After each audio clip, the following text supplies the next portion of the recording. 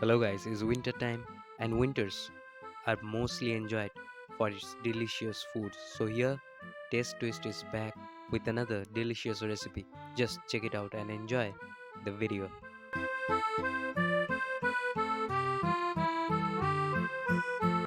We'll be starting with two medium-sized potatoes which I'm cutting into four parts and then again cutting them into as much small pieces you can make from it.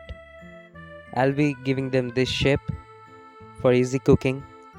Take it out in a bowl. So two medium-sized potatoes will be enough for this quantity of soup. Let's get started with the next step. Take a pan, heat it and add 2 teaspoons of butter.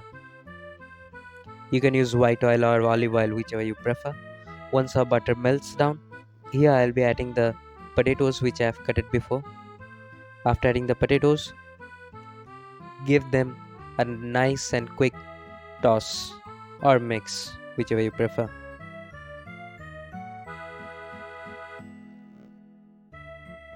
After giving them a toss of 15 to 20 seconds, I'll be adding here the peas. Here I have taken 1 cup of peas, green peas. Give it also a nice mix, a toss. Because here we need to cook the vegetables nicely, means the potatoes and peas. Just to incorporate the butter flavor in it to make it more richer. Add some salt in it. After cooking it for about a minute, mix the salt and it's time to cook it further in a pressure cooker. Take it out in a pressure cooker and add 2 cups of water. After adding 2 cups of water, because this will help to cook the vegetables.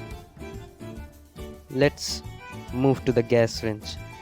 Give it 3 whistles to cook it properly in medium flame.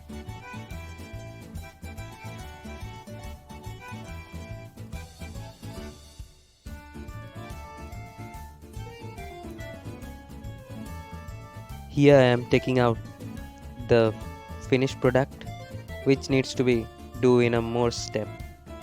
Let's cool it down and blend it and put it in a pan.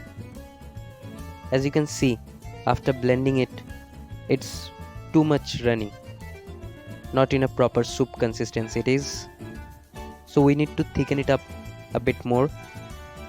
Make the gas into high, not too high, it's medium to high.